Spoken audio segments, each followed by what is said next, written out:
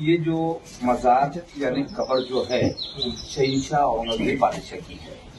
ये इनकी वसीयत थी कि मेरी मजार यानी कब्र जो है कच्ची रखना, मिट्टी की कब्र बनाना, उसके ऊपर जो प्लांट यानी जो झाड़ है सब्जे का लगाने का। जैसा तुलसी का झाड़ होता है ना, तुलसी का माफी के झाड़ सब्जे का लगाते हैं। इसके अंदर जो काला बीज होता है इसको शरबत में डाल के पीते, ठंडा होता है। औरंगजेब साहब की वसीयत थी कि मेरी मजार यानी कब्र जो है इसके ऊपर कोई गुम्बज नहीं बनाना, ओपन टू स्काई रखना और सफेद सादा प्लेन व्हाइट चादर डालना। जैसा कि मामूली गरीबों का कब्र होता है वैसे मेरी कब्र बनाना। कोई अमीरों की तरह रंगीन जरी या मखमल का कोई कलर वाला शीट भी इसके ऊपर नहीं चढ़ाने का।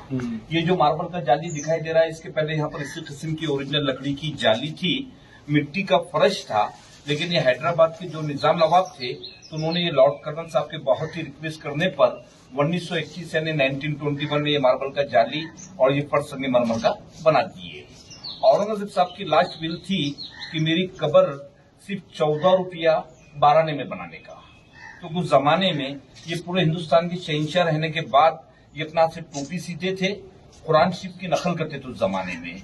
तो कुरान लिखाई का इनके पास 350 रुपया बैलेंस था, 350 रुपीज। लेकिन उन्होंने कहा था कि वो 350 रुपये भी मेरी कब्र में नहीं लगाना, क्योंकि हो सकता है कि मैं भी एक इंसान हूँ, मुझसे कुरान शरीफ लिखने में अगर कुछ गलती हुआ होगा तो उसका जवाब अल्लाह के पास देना पड़ेगा।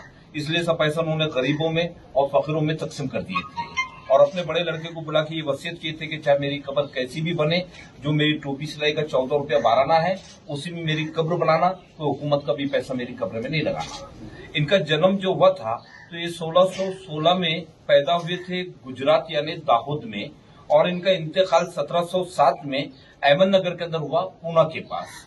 तो ये हिसाब से इनकी टोटल उम्र 91 बरस की हुई। 50 साल इन्होंने पूरे हिंदुस्तान पर हुकूमत की है।